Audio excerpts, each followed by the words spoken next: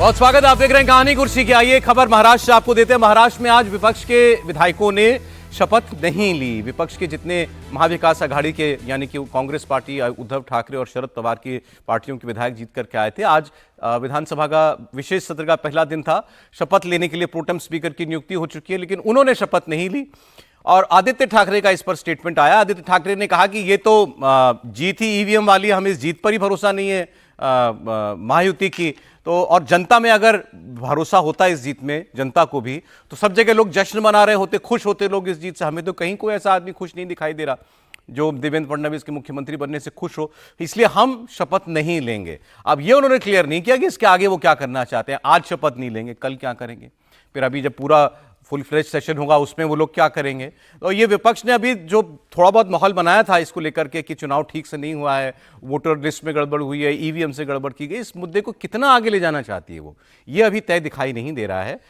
उस दिल्ली में भी कांग्रेस के नेता कुछ कहते हैं, महाराष्ट्र में बहुत से लोग, ऐसी भी खबरें आ रही हैं कि कांग्रेस पार्टी के नेताओं ने कहना शुरू किया भाई इस मुद्दे को छोड़ें हमारी लीडरशिप, क्योंकि अगर अपने घर को सुधारना है तो पहले तो बीमारी का पता लगाना पड़ेगा ना, आपको ये तय करना पड़ेगा आप हारे क्यों। ईवीएम को दोष देने से कुछ नहीं होगा। लेकिन इस पर रिएक्शन आदित्य ठाकरे की बात पर रिएक्ट किया अजीत पवार ने। आप दोनों स्टेटमेंट सुनिए। आज बहिष्कार किया है, इसी का एक ही कारण है। अगर आप देखें तो मार्केटवाड़ी में डेमोक्रेसी को मारा जा रहा है। ये डेमोक्रेसी को ईवीएम के हिसाब से, ईवीएम के माध्यम से हो या फिर जो भी रिगिंग करे उसके माध्यम से डेमोक्रेसी कर रहे, एक मॉकरी कर रहे डेमोक्रेसी की। और यही जो मैंडेट है, ये मैंडेट ना जनता का है ना महाराष्ट्र का है, ये मैंडेट ईवीएम का है और ये मैंडेट इलेक्शन कमीशन का है। हम यही बात करना चाहते हैं। आज जो शपथ नहीं लिए इसी के लिए नहीं लिए क्योंकि आज जनता का आदर करना चाहते हैं। जनता के जो मन में शंका उपस्थित है उसे उत्तर देना चाहिए। अभी आज जो अपोजिशन वालों ने वॉकआउट किया है उनका कहना है कि ईवीएम के बारे में किया है, हमें पता नहीं, लेकिन आप जैसे मीडिया के लोग ही बोलते हैं कि कोई ईवीएम के बारे में हुआ है, कोई बोलता है और किसी कारण हुआ है। वैसे तो मैंने पहली दफा देखा है, चुनाव हुआ है, लोगों ने, वोटर ने जीत के दिया है और अभी यहाँ वॉकआउट करके कुछ होने वाला नहीं है। अगर उनको कुछ करना है तो इलेक्शन कमीशन के सामने जाना चाहिए। इलेक्शन कमीशन के तरफ से उनको अगर ऐसा लगा कि हमें न्याय नहीं मिल रहा है तो उन्होंने कोर्ट के स्टेप वहाँ जाना चाहिए, ऐसा उनका काम है। नहीं, अब समीर जी बताएंगे क्या स्ट्रैटेजी है विपक्षी। आज एक दिन शपथ ना लेने से क्या होगा? देखिए, आज उन्होंने शपथ ग्रहण नहीं की, लेकिन इसमें विपक्ष का मतभेद निकल कर आया है। आदित्य ठाकरे जो उद्धव बालासाहेब ठाकरे पार्टी के विधायक दल के नेता बने, विधान परिषद के नेता उनको घोषित किया गया है। उनके 20 विधायक हैं, कांग्रेस के 16 विधायक और राष्ट्रवादी कांग्रेस पार्टी के 10 विधायक हैं। जब यह सुबह तय किया गया कि आज हम शपथ ग्रहण नहीं करेंगे ईवीएम को लेकर, तो राष्ट्रवादी कांग्रेस पार्टी के जो जितेंद्र आव्हाड सीनियर लीडर है, उन्होंने कहा कि भाई अभी विपक्ष का कोई नेता तय नहीं है, हम तीनों महाविकास आघाड़ी में है लेकिन तीनों का कोई नेता तय नहीं है, हम ये नहीं चाहते कि शपथ ग्रहण का बहिष्कार हो। हालांकि चूंकि 11th आवर पे इस बात पर चर्चा हुई, कांग्रेस ने कहा कि आज हम आपको समर्थन देते हैं, आज ये तय हुआ है कि शपथ ग्रहण नहीं करेंगे, लेकिन जितेंद्र आव्हाड ने क्लियर कर दिया है कि हम शपथ ग्रहण करने वाले हैं। अब वो कल उनका शपथ ग्रहण राष्ट्रवादी कांग्रेस पार्टी इस मामले में लेगी। ऐसा नहीं है कि वो कल और परसों शपथ ग्रहण जो कार्यक्रम है उसमें राष्ट्रवादी कांग्रेस पार्टी शामिल नहीं होगी। जितेंद्र आव्हाड ने कहा है कि आज हम शपथ ग्रहण में शामिल नहीं है, लेकिन क्या हमारे शपथ ग्रहण न करने से ईवीएम का जो मुद्दा है उसका कोई सॉल्यूशन निकलेगा? ये विधानसभा में तो निकलेगा नहीं। दिन के लिए था, मतलब ये बिल्कुल जितेंद्र आव्हाड ने क्लियर कर दिया है कि हम शपथ। एक बार जरा सचिन चौधरी के पास मुंबई ले जा रहा हूं आपको। अबू आजमी समाजवादी पार्टी के नेता उनके साथ जुड़ चुके हैं। ये विषय भी बात कीजिएगा अबू आजमी साहब से, क्या वो महाविकास आघाड़ी का के अंदर हैं या नहीं है, और ये शपथ ना लेकर के क्या प्रूव करना चाहते हैं बाकी दल? जी सर, देखिए अबू असीम आजमी जी इस वक्त हमारे साथ में हैं, महाराष्ट्र और मुंबई के अध्यक्ष है समाजवादी पार्टी के। आजमी साहब, आज देखिए महाविकास आघाड़ी ने कहा था कि उनके जो विधायक हैं नवनिर्वाचित वो शपथ नहीं लेंगे, लेकिन आप और रईस शेख, आप दोनों विधायकों ने शपथ ले ली समाजवादी पार्टी के। पहली बात यह है कि उन्होंने कहा था शपथ नहीं लेंगे, हमें कोई खबर नहीं। हमसे हाँ, जब बाहर गए तो रईस ने मुझे पूछा ये क्यों बाहर गए, मैंने कहा मुझे नहीं मालूम, तुम्हें मालूम है क्या? बोले नहीं मालूम, क्यों बाहर चले गए? हमने शपथ ले ली और हम कोई कोऑर्डिनेशन नहीं, आप लोग नो कोऑर्डिनेशन। देखिए कोई, आप सोचिए ना, आप अगर उनको बाहर जाना था तो हमारे से बात करना था, हमसे बात नहीं किया उन्होंने, हमको बुलाया नहीं उन्होंने। और इलेक्शन में भी ऐसे हुआ, इलेक्शन में टिकट बंटवारे पर एक बार भी हमें नहीं बुलाया गया। अच्छा, मैं आपसे एक सवाल पूछता हूँ कि क्या आपकी पार्टी अब महाविकास आघाड़ी से बाहर जा रही है? देखिए, ऐसा है कि टिकट नहीं मिले अपमान हो जाए, सब हम बर्दाश्त कर लेते हैं कि देश बड़ा है, पार्टी छोटी है। देश की गंगा जमनी तहजीब को बरकरार रखना चाहिए। देश में हर तरफ हर इंसान के साथ इंसाफ होना चाहिए, इसलिए हम अपना अपमान भी हम बर्दाश्त करने को तैयार थे।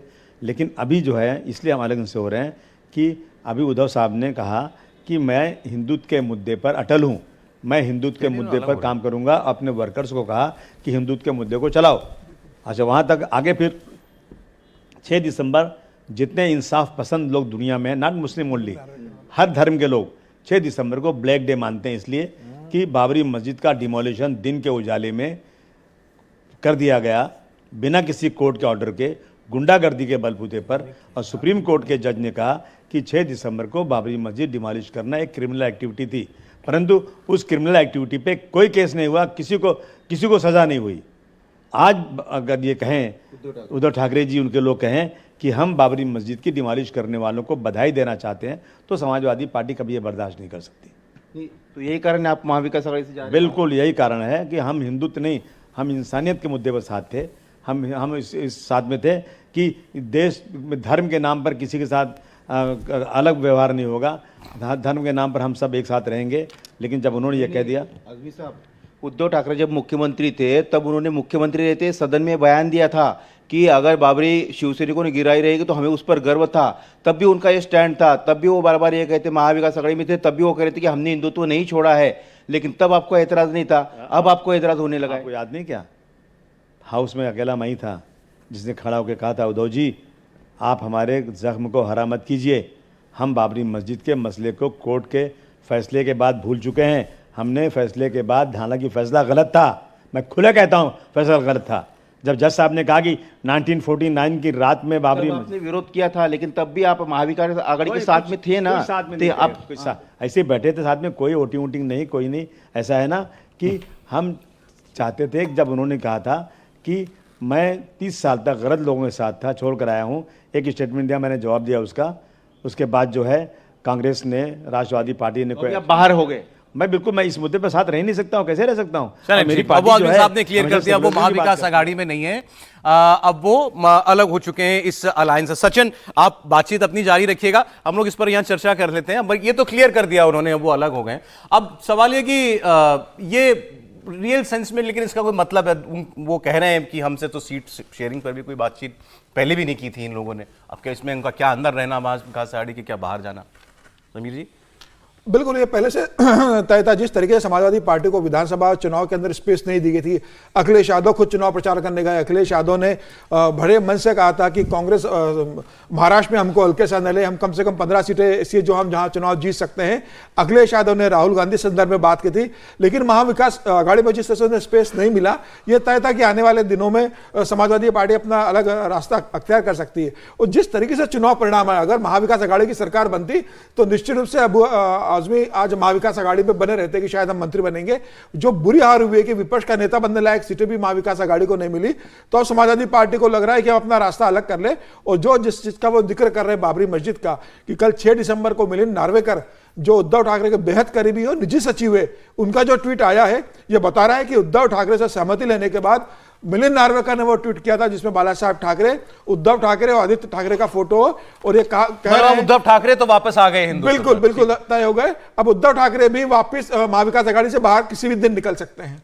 अच्छा सर, अब ये तो मतलब जल्दी होगी, लेकिन वो मैसेज हो रहा है क्योंकि एक स्टेप बाय स्टेप काम होता है। जब 6 दिसंबर को उन्होंने ये कर दिया और मिलिंद नार्वेकर के थ्रू किया, मतलब पहली बार में ये नहीं था कि उद्धव जी ने कर दिया है, तो एक मैसेज के तौर पर तो रास्ता कर दिया। और उसी मैसेज पर वो रिएक्ट कर रहे हैं अबू आजमी साहब कि भाई हम इस मुद्दे पर उनके साथ नहीं रह सकते। अब वो सरकार में होते हैं तो सब लोग साथ हो ही जाते हैं सर। अब सरकार में नहीं है तो अलग हो जाना मुश्किल नहीं है, सरकार में होते हैं तो अजित पवार साहब भी साथ में होते हैं, तो वो तो अलग इशू है, उस पर चलता रहता है।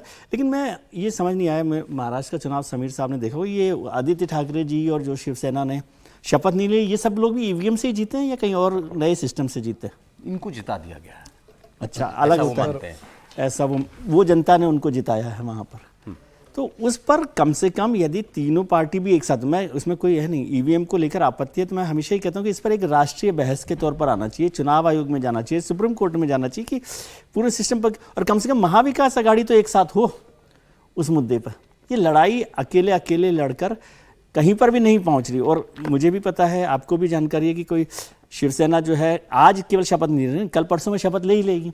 एक रेस्पॉन्स के तौर पे किया, वो भी ठीक है, लेकिन तीनों लोग एक साथ करते और कोई बात होती है, और जनता उसको मान नहीं रही है। समीर जी खबर दे रहे थे कि कांग्रेस के लोगों ने कहा कि भाई कोई और विषय हो तो हम बात करें, लेकिन ईवीएम पर क्या बात करना। अब एक अंग्रेजी अखबार में खबर छपी हुई थी, कांग्रेस ने सर्वे कराए थे महाराष्ट्र के इलेक्शन से पहले, और वो सर्वे बता रहे थे कि आप पिछड़ रहे हो।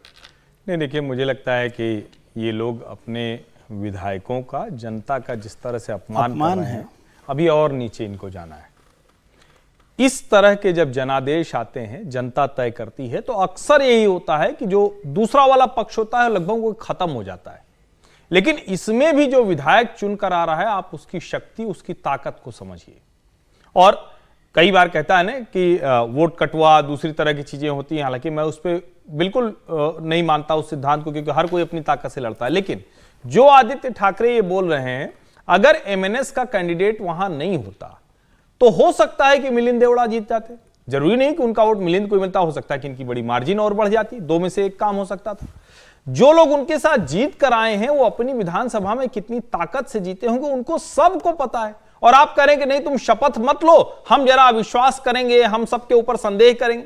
मुझे लगता है राजनीति करने का यह तरीका कतई ठीक नहीं है। और अभी कितना समय हुआ, मई में तो जब लोकसभा में 48 में से 30 वो महाविकास आघाड़ी के सांसद जीत कर आ गए थे, तब तो आप बम थे। यही सारे लोग सांसद जब जीत कर आए थे तो ईवीएम से ही जीत कर आए थे।